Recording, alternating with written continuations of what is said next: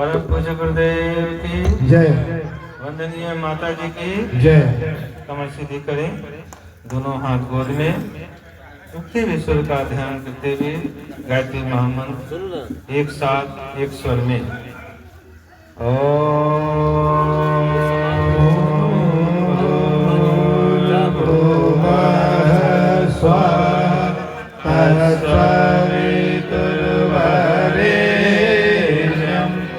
भर्गो देवस्य धीमहि धियो यो नः प्रचोदयात्।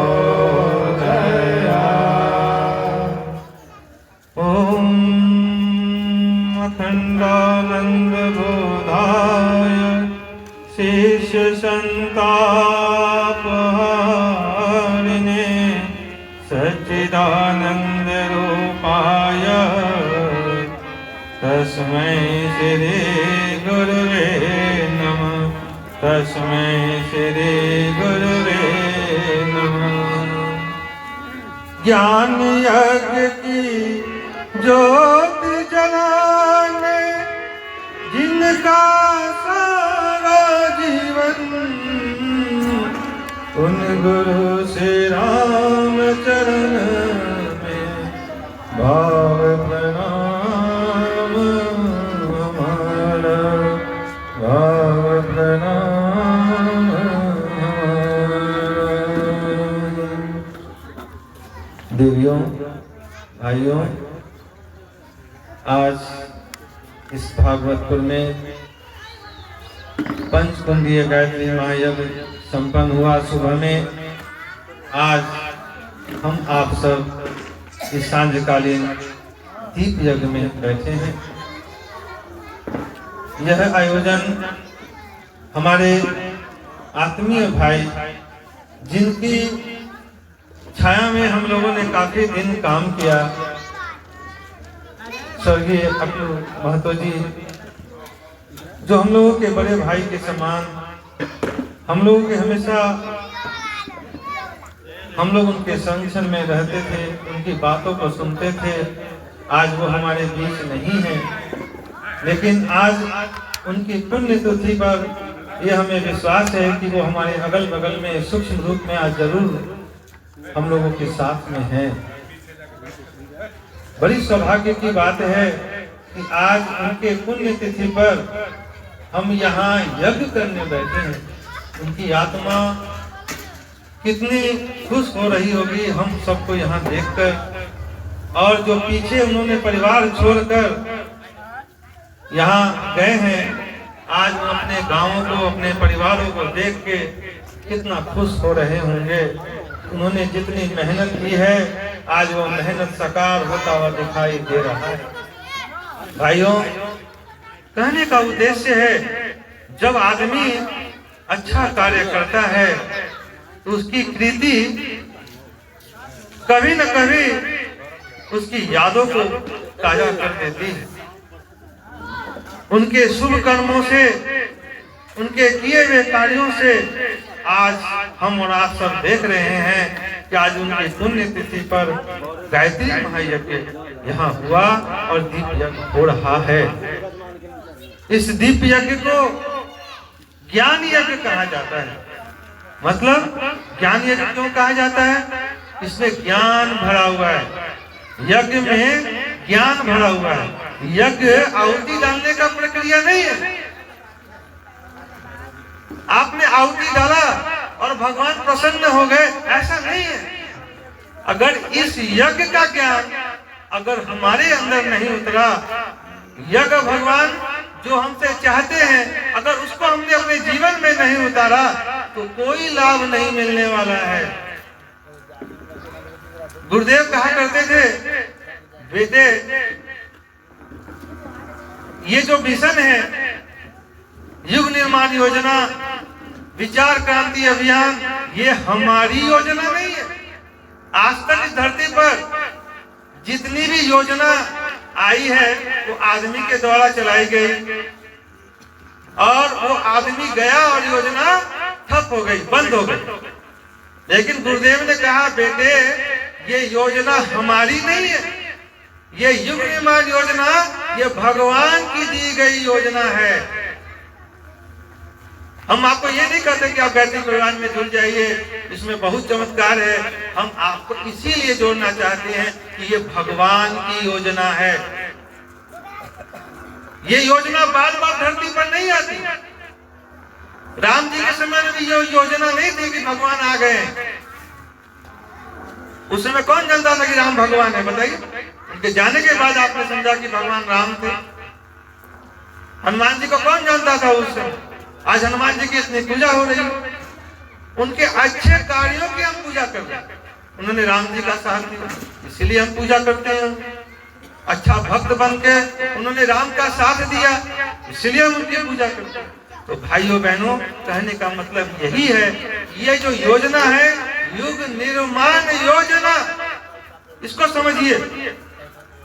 आज सारे विश्व में जो समस्या दिखाई पड़ रही है, आज घरों में जो समस्या दिखाई पड़ रही है, आज गांवों में जो समस्या दिखाई पड़ रही है, इसका कारण हम और आप हैं।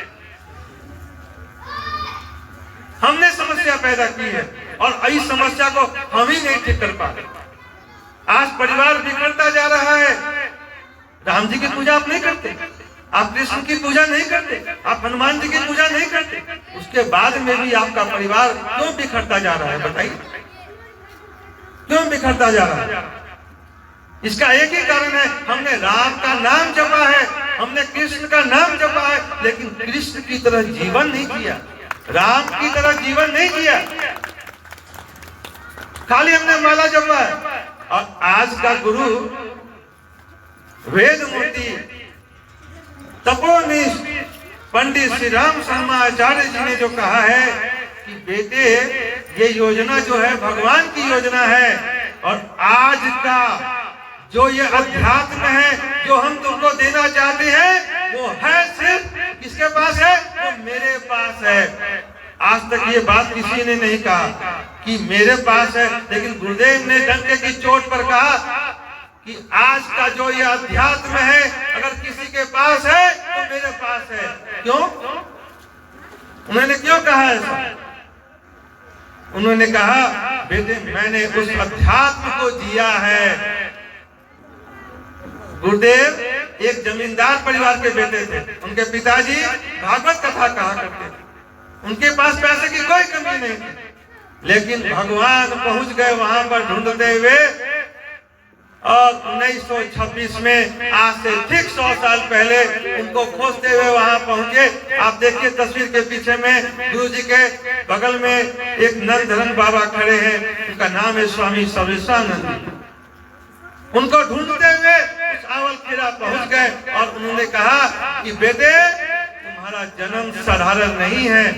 और उन्होंने सिर पे हाथ रखा और उनको अपने जीवन का बोध करा दिया। और बोध होते ही गुरुदेव ने हाथ जोड़कर अपने गुरु का चरण पकड़ लिया। गुरु जी आगे की आज्ञा बताइए, क्या करें? आज आपके नजदीक अगर राम जी आ जाएं, कृष्ण जी आ जाएं, तो आप उनको मानेंगे भी नहीं।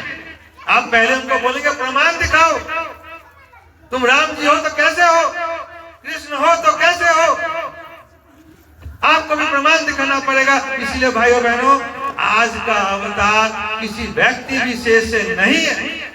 आज की समस्याओं का समाधान किसी एक व्यक्ति के आने से नहीं हो सकता, क्योंकि आज का जो राक्षस है ये विचित्र टाइप का राक्षस है। किस तरह का है? ये विचारों में जाकर बैठ गया है। भाइयों बहनों बात समझिए, आज का राक्षस विचारों में बैठ गया है और आज मनुष्य मनुष्य होते हुए भी राक्षस जैसा व्यवहार कर रहा है। एक दोहा है, आदमी को आदमी नहीं सुहाता, आदमी को आदमी नहीं सुहाता, देखो कैसा जमाना आ गया। आदमी को आदमी नहीं सुहाता, देखो कैसा जमाना आ गया। सुनते हैं जंगलों में शेरों से डर लगता है। सही बात है। आप अगर जंगल में जाएंगे तो शेर को देख के आप कांप जाएंगे, लेकिन क्या कहता है जमाना, लेकिन वो तो शेर है, आज तो घरों में आदमियों से भी डर लगता है, ऐसा जमाना है। भाइयों बहनों, आज तो हमारे परिवार में ही राक्षस बैठा हुआ है, कब किसका गला घोट दे। अभी हम पेपर पढ़ रहे थे, कल का एक बुजुर्ग दंपति थे और बहुत पढ़े लिखे थे, बहुत पढ़े लिखे थे, वो वैज्ञानिक और बूढ़े थे। उनके दिमाग में आया, वो थोड़ा डिप्रेशन के पेशेंट थे, उनके दिमाग में आया कि अगर मेरे को कुछ हो गया तो मेरी पत्नी को कौन संभालेगा। उन्होंने क्या किया, साड़ी का फंदा बनाया और रात में अपनी पत्नी के गले में बांधकर उसकी हत्या कर दिया।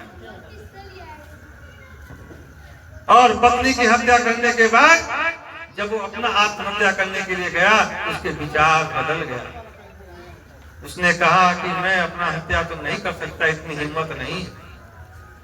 और वो व्यक्ति बच गया और उसकी दुर्बुद्धि ने उसकी सहयोगिनी की हत्या करवा दिया। भाइयों बहनों, ऐसा समय आ गया, कब हमारे विचार राक्षसी हो जाएं, कब अत्याचारी हो जाएं, कब अन्याचारी की तरह व्यवहार करने लगे, ये हम नहीं जान सकते। कब हमारे विचार बदल जाए। तब हमारे ऋषियों ने ऐसा मोर्चा संभाला कि पंडित श्री राम शर्मा आचार्य जी का अवतरण इस धरती पर हुआ और उन्होंने एक अभियान चलाया जिसका नाम है विचार क्रांति अभियान। और उस विचार क्रांति के अभियान के अंतर्गत उन्होंने कहा, ए धरती के रहने वालों, ए धरती के रहने वालों, इस धरती को स्वर्ग बनाना है। क्या बनाना है, बोलिए। इस धरती को स्वर्ग बनाना है। स्वर्ग कहीं ऊपर हो तो इसको इस भू पर लाना है। गुरुदेव ने यह श्रृंखला चलाया विचार क्रांति अभियान के अंतर्गत। कौन कौन चाहता है कि हमारा घर स्वर्ग बने और हमारा गांव स्वर्ग बने, हाथ उठाइए। स्वागत है आप सबका। आप लोगों ने हिम्मत दिखाया है हाथ उठाकर गुरुदेव के साथ कदम से कदम मिलाने के लिए कि आपने अगर संकल्प लिया है तो हम भी आपके साथ रहेंगे। बोलिए, हम भी आपके साथ रहेंगे। बोलिए, हम भी आपके साथ रहेंगे। आपके साथ कदम से कदम मिलाकर चलेंगे। तो भाइयों बहनों, स्वागत है इस युगनिर्माण योजना के साथ जुड़ जाइए। ऐसा समय, ऐसा अवसर फिर इस जीवन में नहीं आए। धन्य है हमारे अकलू महतो जी, जिन्होंने अपने परिवार के पीछे अपने बच्चों को छोड़ के गया है और इन बच्चों के अंदर में भी ऐसा संस्कार दे के गए हैं कि ये बच्चे भी पीला कपड़ा पहन कर बैठे हैं। धन्य है वो आत्मा। गुरु जी ने अपने स्थान दिया है, उनको अपना स्थान दिया है। आज गुरु जी के बगल में उनकी फोटो, ये साधारण बात नहीं है भाइयों में। ऐसा समय, ऐसा अवसर जीवन में कभी नहीं आने। एक बार की कथा है, समर्थ गुरु रामदास, उनकी आंखों में प्रॉब्लम हो गया, समस्या आ गई। उनको किसी वैद्य ने कहा कि शेरनी का दूध लेके आओ, तुम्हारी आंख की रोशनी वापस आ जाएगी। किसी वैद्य ने कहा, शेरनी का दूध, आप सोच सकते हैं शेरनी का दूध कौन ला सकता है। उन्होंने अपने शिष्य को बुलाया और कहा, शिवाजी मेरी आंख में समस्या आ गई है और मुझको मेरे वैद्य ने कहा है शेरनी का दूध लाओ तो तुम्हारी आंख की रोशनी ठीक हो जाएगी। अब बेटा शेरनी का दूध मैं कैसे मंगाऊं। शिवाजी जो थे अपने गुरु के भक्त थे, जो गुरु जी ने कह दिया वो उनके लिए सर्वोपरि था। शिवाजी निकल गए जंगल की तरफ और आपसे कह दे गुरु जी कि एगो बाघ बैठा हुआ है वहां चले जाइए तो आपका हिम्मत नहीं करेगा, आप तो यहीं रह जाएंगे। आप गुरु जी को भी नहीं मानेंगे, नहीं गुरु जी हम तो मानेंगे। लेकिन वो शिवाजी चले गए और जंगल में गए, दहाड़ और उधर से दहाड़ की आवाज सुनाई पड़ रही है। शिवाजी तब भी नहीं रुके और गए शेर के पास। कहे, माँ शेरनी, तुम चाहो तो मुझको खा जाओ, मुझको इसका गम नहीं है, लेकिन मुझको मेरे गुरुजी की आंख ठीक करनी है, मुझे तुम्हारा दूध चाहिए। या तो तुम मुझको दूध दे दो या तुम मुझको खा जाओ, मैं वापस नहीं जाने वाला हूं बिना दूध ले। और उस शेरनी ने उसके तेज का, समर्पण का जो प्रभाव देखा, उसने अपने मुंह को नीचे किया और उस दूध को देने के लिए सहस्त्र तैयार हो गई। और शिवाजी उस दूध को लेकर आए और अपने गुरुजी को देकर उनकी आंख की रोशनी को वापस ले आए। भाइयों, ये तो एक फिल्म। उसके बाद उनके गुरुजी ने समझा कि अगर कोई मेरा शिष्य हो सकता है तो ये शिवाजी ही हो सकता है। और उन्होंने तलवार निकाली, अपनी सिद्ध की हुई तलवार, और शिवाजी को सौंप दिया और कहा, शिवाजी इस तलवार को लो और तुम जिस दिशा में जाओगे सारी दुनिया तुम्हारे पीछे पीछे इसी तरह चलती चली आएगी। आज का दिन है, शिवाजी के बारे में सारी दुनिया जानती है। भारतीय संस्कृति का झंडा अगर किसी ने उस समय गाड़ा तो शिवाजी ने गाड़ा। भाइयों, ठीक आज ऐसा ही समय आया है। आज ठीक ऐसा ही समय आया है। भारतीय संस्कृति का झंडा लेकर तैयार हो जाइए। आज गांव गांव में राक्षस प्रवृत्ति के लोग घूम रहे हैं। किस तरह के? क्रिश्चियन लोग घूम रहे हैं, पादरी लोग बन के घूम रहे हैं। कौन? आपके भाई बहन की तरह लोग घूम रहे हैं। क्यों? उनका उद्देश्य है पैसा कमाना। आपको बहला फुसलाकर, आपके बच्चों को बहला फुसलाकर ठगी का शिकार कर रहे हैं। भाइयों बहनों, यह भारतीय संस्कृति ने सारे विश्व को ज्ञान दिया और आज बाहर की संस्कृति हमें ज्ञान देने के लिए आई।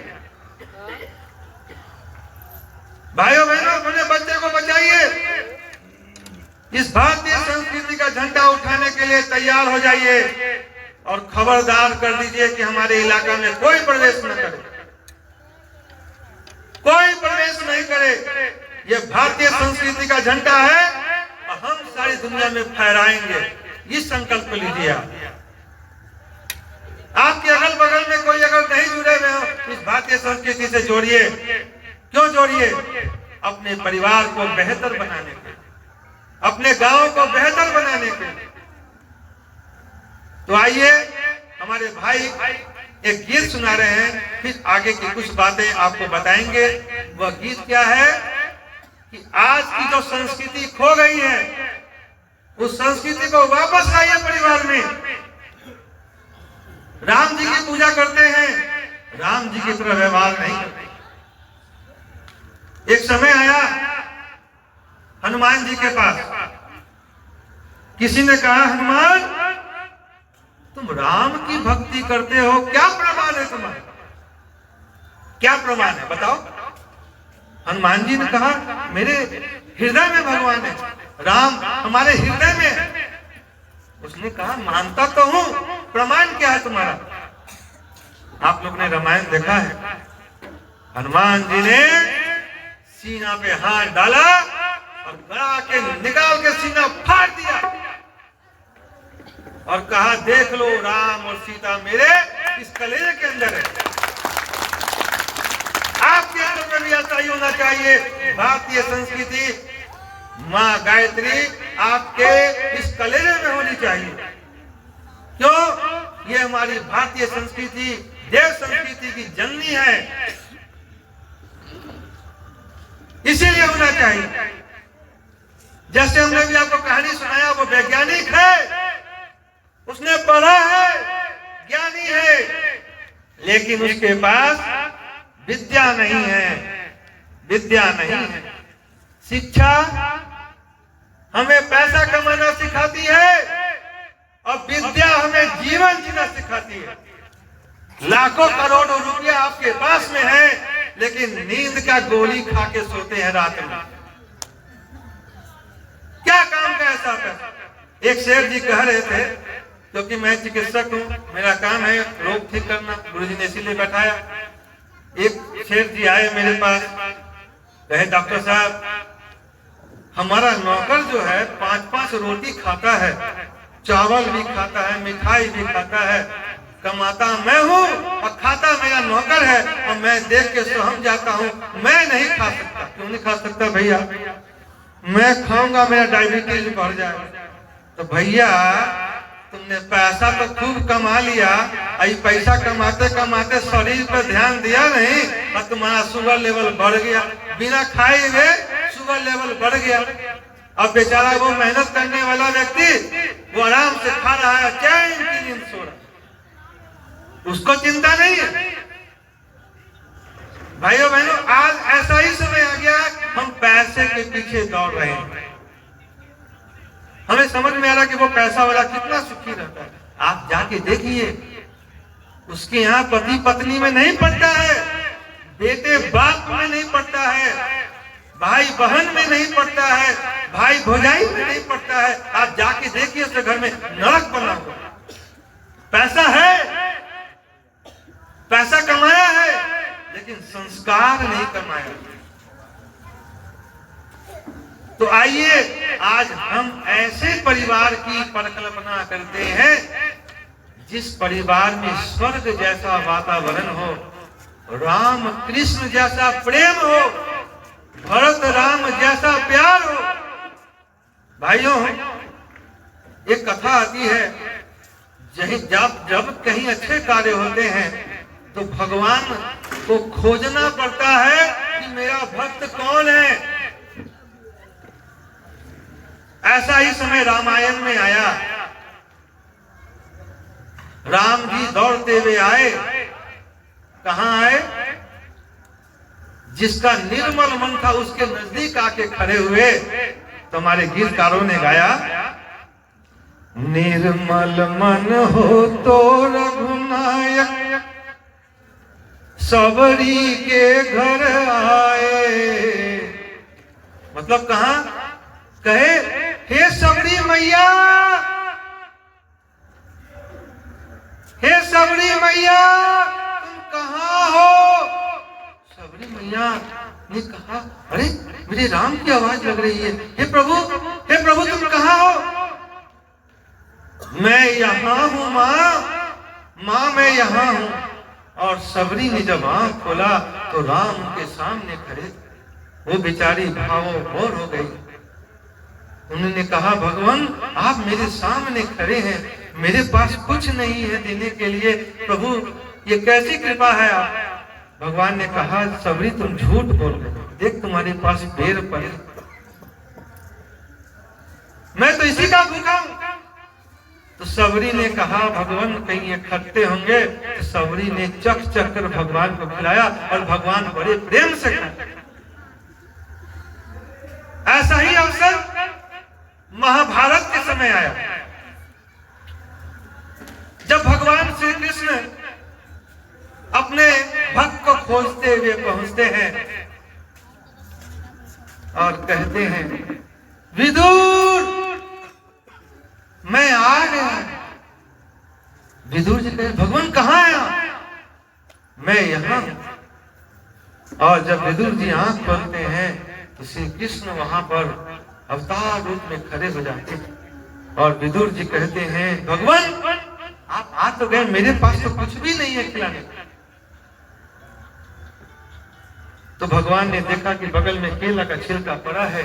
भगवान ने कहा, विदुर झूठ बोल रहा है, देख तो केला का छिलका पड़ा है। और भगवान ने उससे प्रेम से खाया। मतलब क्या है?